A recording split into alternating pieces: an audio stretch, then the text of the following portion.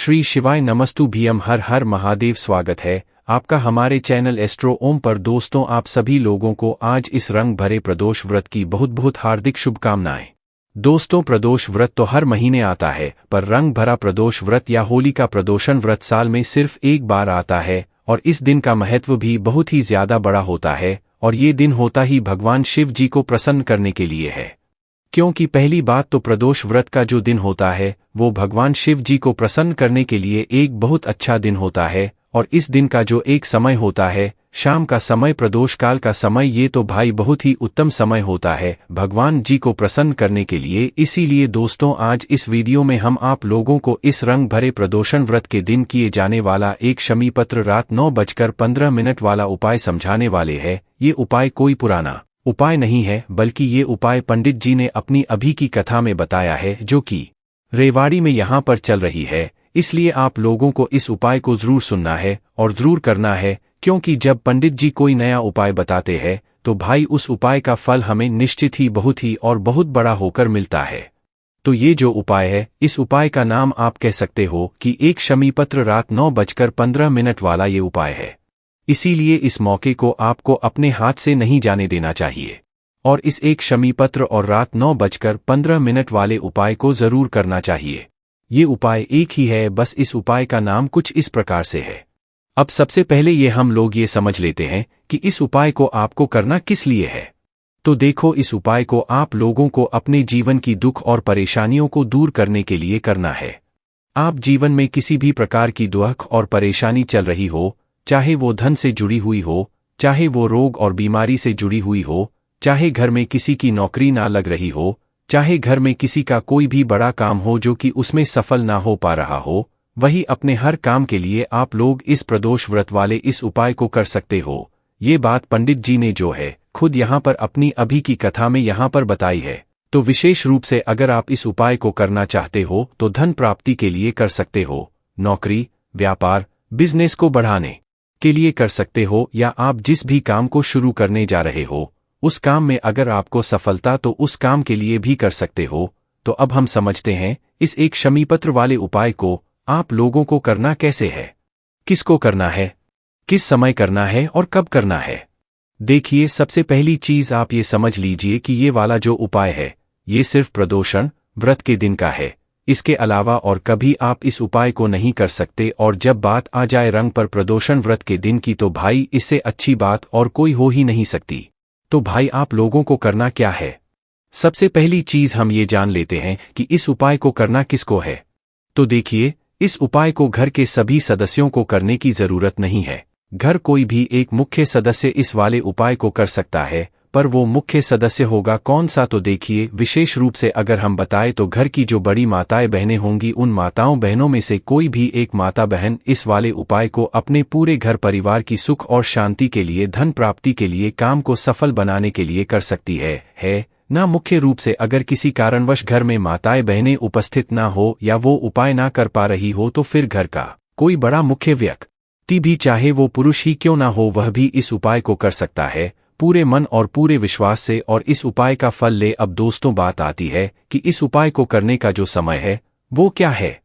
देखो, हमने आपको उपाय का नाम क्या बताया है, एक शमी पत्र और रात 9:15 वाला उपाय। तो इस उपाय को आप लोगों को कब करना है? हमने आपसे ये बात अभी बोली है कि प्रदोषण व्रत के दिन का, प्रदोष काल का जो समय होता है, यही भगवान शिव जी को प्रसन्न करने का सबसे सही समय होता है। तो दोस्तों, इस उपाय को करने का जो समय है वो कोई एक समय नहीं है, वो दो समय है। क्योंकि एक समय पर हम इस उपाय को शुरू करेंगे और एक समय पर हम इस उपाय को पूरा करेंगे। जैसा कि हमने बताया, प्रदोषण व्रत के दिन का प्रदोष काल का जो समय है ये भगवान शिव जी को प्रसन्न करने के लिए सही होता है। तो ये जो उपाय है, एक टाइम तो प्रदोष काल में होगा, मतलब कि आज रंग भरे प्रदोषण व्रत के दिन प्रदोष काल में शाम के समय ये उपाय होगा, और दूसरा जो समय है वो रात 9:15 का समय है। क्योंकि इस उपाय को हम शुरू शाम के समय प्रदोष काल से करेंगे और पूरा रात 9:15 पर करेंगे। उपाय बहुत ही आसान है। आपको सुनने में लग रहा होगा कि भाई बहुत ही बड़ा उपाय होगा, पर ऐसा कोई बात नहीं है। आप उपाय को पहले सुन लो, अच्छे से समझ लो, उसके बाद आप खुद कहोगे कि यार ये तो बहुत आसान था, हम भी ये उपाय जरूर करेंगे और अपने घर में खुशियों को लाएंगे, धन प्राप्ति को बढ़ाएंगे। और अगर आप लोग ये सोचते हो कि भाई आपके घर में धन की बहुत ज्यादा समस्या है, तो विशेष रूप से धन प्राप्ति के लिए माता लक्ष्मी जी को प्रसन्न करने के लिए आप इस वाले उपाय को जरूर करना है ना। अब हम जानते हैं कि इस उपाय की सामग्री क्या है। तो देखो, उपाय की सामग्री उपाय के नाम में ही है, एक शमीपत्र। मात्र एक शमीपत्र की आपको इसमें आवश्यकता पड़ेगी। इसके अलावा आपको और कोई चीज लेने की आवश्यकता नहीं पड़ेगी, ठीक है। अब सबसे बड़ी बात ये आपको बता दे कि इस उपाय को करने की जो सबसे अच्छी बात है वो ये है कि इस उपाय को आपको कहाँ पर करना है। तो देखिए, इस उपाय को करने के लिए आपको कहीं बाहर मंदिर में जाने की जरूरत नहीं है। आप ही के घर में, आपके घर के मंदिर में जो छोटी सी शिवलिंग हो, चाहे कैसी ही शिवलिंग हो भाई, उसी शिवलिंग के ऊपर आपको ये वाला उपाय करना है। चाहे वे शिवलिंग मिट्टी की हो, चाहे वो शिवलिंग मतलब पत्थर की हो, आपके घर में मंदिर में जो शिवलिंग रखा हुआ है जिसकी आप पूजन करते हो भाई, उसी शिवलिंग के ऊपर आपको ये पूजन करना है। चाहे वो शिवलिंग किसी भी चीज की हो, तो ये उपाय की सबसे अच्छी बात है। इस उपाय को करने के लिए आपको घर से बाहर जाने की जरूरत नहीं है। घर के अंदर ही, घर के मंदिर में जो शिवलिंग है वहां पर ही आप लोगों को ये वाला उपाय करना है। और ये उपाय होगा भी घर के अंदर ही, घर की शिवलिंग में। इस बात का भी आप लोग ध्यान रखना। तो उपाय की सामग्री क्या है? मात्र एक शमीपत्र। तो जो एक शमीपत्र है, अब आप ये प्रश्न बिल्कुल भी मत करना कि भाई अगर हमें शमीपत्र ना मिले तो हम क्या करें। तो देखो, शमीपत्र मिलना जरूरी है। हम आपको पहले से ही बता रहे हैं, आपके पास पूरा दिन रहेगा। उपाय को करने का समय भी जो है वो शाम का समय प्रदोष का ही है। तो आपके पास पूरा समय है। बढ़िया एक शमीपत्र कहीं से ढूंढ कर लाना या किसी वृक्ष से तोड़कर लाना, पर लेकर आना, ठीक है। एक शमीपत्र की मात्र से हमें आवश्यकता यहाँ पर होने वाली है। अब उपाय को करने के लिए आपको कहीं घर से बाहर जाने की जरूरत नहीं है। तो भाई, इसके लिए आप लोगों को इस उपाय को करने में शुद्धता का विशेष रूप से ध्यान रखना है। देखो, सुबह के समय तो आप स्नान करोगे ही करोगे प्रदोष व्रत पर। शाम के समय स्नान करने की जरूरत नहीं है। हाथ मुंह धोकर शुद्धता का आप लोग वहीं पर ख्याल रखना। इस उपाय को जब आप लोग कर रहे हो तो करना क्या है, मात्र एक शमीपत्र आपको में यहाँ पर प्रयोग होने वाला है। क्या होने वाला है? एक शमीपत्र। जब भी आप उपाय को करने के लिए जा रहे हो शाम के समय, देखो आज के दिन का जो प्रदोष काल का जो समय है वो आप मुख्य रूप से सुन लीजिए। वैसे जो नियम के अनुसार प्रदोष काल का समय होता है वो शाम के 6 बजे से लेकर 7 बजे के बीच का होता है। इस बीच में आप लोगों को इस वाले उपाय को शुरू कर देना है। पर किसी कारणवश आप इस उपाय के समय में, मतलब इस समय के अंतर्गत इस उपाय को नहीं कर पाए, तो भाई आपके पास मौका है, कोई दिक्कत वाली बात नहीं है। अगर आप 6 से 7 के बीच में उपाय ना भी कर पाओ, शुरू ना कर पाओ, तो आप 7:30 या रात 8 बजे तक भी अगर उपाय को करोगे तो आपको उपाय का फल जरूर मिलेगा। पर कर लेना 8 बजे से ज्यादा देरी ना हो, क्योंकि वापस से हमें 9:15 पर उपाय को पूरा करना है। तो एक श्रम पत्र लेकर आप लोग तैयार बैठ जाना। और जब भी आप उपाय करने के लिए बैठो, शाम के समय अपने ही घर के मंदिर में आप लोग पहुंच जाना, जहां पर आपकी छोटी सी शिवलिंग या बड़ी शिवलिंग जो भी विराजित है, वहां पर आप लोग पहुंच जाना। अब वहां पर पहुंचने के बाद क्या करना है? देखो, शाम का समय रहेगा ही, प्रदोषकाल का समय रहेगा ही, तो करना क्या है? सबसे पहले हमें सीधा उपाय करने नहीं लग जाना है। पहले हमारे घर में जो भगवान विराजित हैं, शिव जी विराजित हैं, सभी देवी देवता विराजित हैं, उनके लिए दीपक बाती करना है। वैसे भी आप अपने घर में शाम के समय करते होंगे, तो सबसे पहला काम आपका क्या रहेगा कि आप अपने घर में दीपक बाती करो। आप जिस भी तेल से दीपक बाती करते हो, जिस भी बाती से दीपक बाती करते हो, भाई आपको वैसी की वैसी बातें करनी है।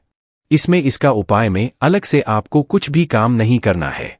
उपाय में बस हमें एक शमी पत्र की आवश्यकता होगी, और जो विधि हम आपको बता रहे हैं उपाय को करने की, जो पंडित जी ने बताई है, उसी तरीके से आपको करना है। बाकी दीपक बाती अपने हिसाब से करें जैसे आप करते आए हैं अपने घर के मंदिर में, ठीक है। तो एक दीपक तो भाई आप अपने घर के मंदिर में लगाओगे, और दूसरा दीपक आप अपने घर के जो तुलसी जी का, तुलसी मैया का क्या रहा है भाई, वहां पर भी जाकर जरूर लगाओगे, ठीक है। और वो वैसे भी आप लोग लगाते ही होंगे। तो भाई इन दोनों जगहों पर पहले आपको दीपक लगाना है, उसके बाद ही उपाय को शुरू करना है। एक दीपक अपने घर के मंदिर में, एक दीपक तुलसी मैया के तुलसी माता जी के पास में, ठीक है। ये 2 दीपक जैसे ही आप लोग लगाकर मतलब तैयार कर लेते हो और लगा देते हो, भगवान से प्रार्थना कर लेते हो, भगवान के दर्शन कर लेते। उसके बाद में आपको अपने घर के ही मंदिर में बैठ जाना है आसान लगाकर, और जहां पर आपकी छोटी सी शिवलिंग विराजित हो उसके सामने बैठ जाना है। अब बैठने के बाद उपाय की जो एक शमी पत्र है उसे आप लोगों को निकाल लेना है। उपाय की जो एक शमी पत्र है, आप लोगों को इस शमी पत्र को उस शिवलिंग के ऊपर चढ़ाना है जो आपके घर के मंदिर में शिवलिंग रखी हुई है। जब आप इस शमी पत्र को अपने ही घर के शिवलिंग के ऊपर चढ़ा रहे हो तो इस बात का ध्यान रखना है कि इस शमी पत्र को शिवलिंग के ऊपर ही चढ़ाना है। और उस शमी पत्र को भी आप लोग ये देखकर लाइएगा कि आपके घर की शिवलिंग इतनी बड़ी है, उस हिसाब से उस शमी पत्र को लेकर आइएगा, वरना आप ज्यादा बड़ी लेकर आ जाओगे तो भाई आपकी शिवलिंग ही ढक जाएगी। उससे दिक्कत वाली कोई बात नहीं है।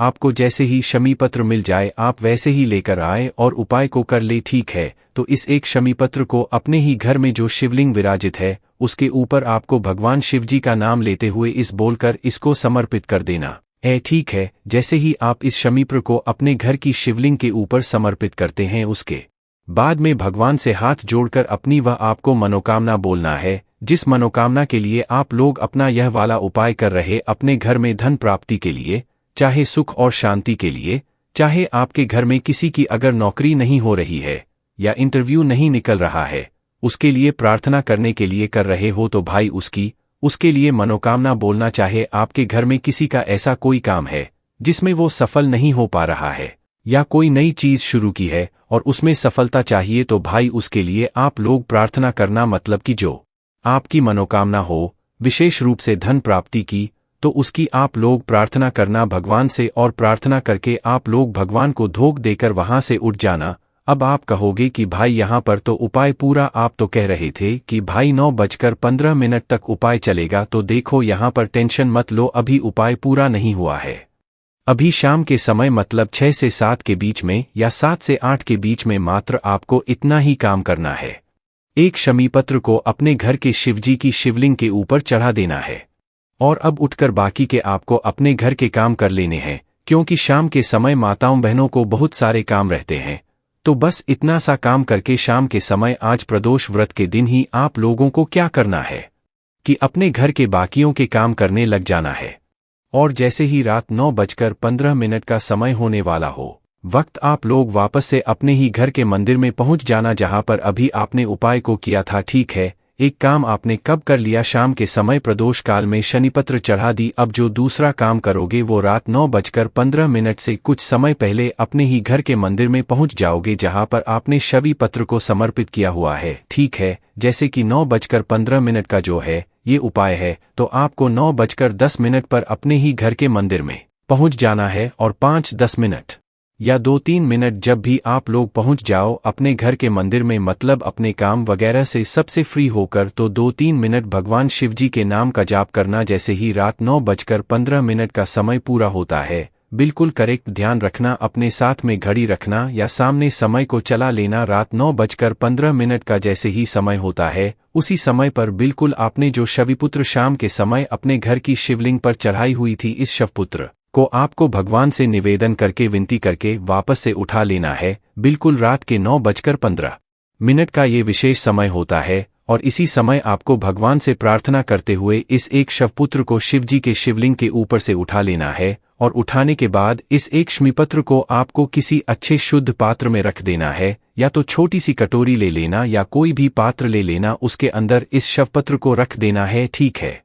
अब इस शव पत्र को रखने के बाद भगवान से प्रार्थना करके, भगवान से निवेदन करके वहां से उठ जाना। पर ध्यान रखना रात 9:15 पर ही आप लोगों को इस शव पत्र को उठाना है। थोड़ा 1-2 मिनट आगे पीछ हो जाए तो चल जाएगा, पर कोशिश करना रात 9:15 पर करेक्ट आप लोग इस शव पत्र को उठा लो और अपनी उस छोटी सी कटोरी में या पात्र में रख दो। अब रखने के बाद क्या करना है, भगवान से प्रार्थना करके उठ जाना है। अब इस शमी पत्र के अंदर भगवान शिव जी आशीर्वाद आ चुका है, आपके ऊपर भगवान शिव जी का आशीर्वाद आ चुका है, आपके घर परिवार में भगवान शिव जी का आशीर्वाद आ चुका है।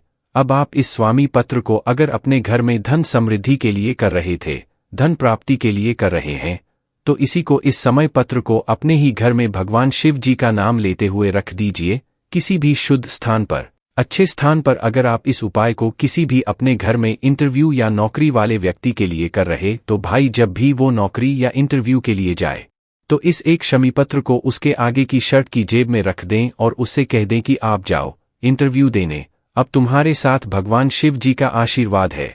या जिस भी काम कोई नया काम शुरू कर रहा है, बिजनेस फैक्ट्री शुरू कर रहा है, तो भाई जो उसका पहला दिन हो उस पहले दिन ही आप लोग इस श्रमपत्र को उसके शर्ट के आगे की जेब में रख दीजिएगा और कहिएगा कि आप जाइए काम में और आपका काम जरूर सफल होगा।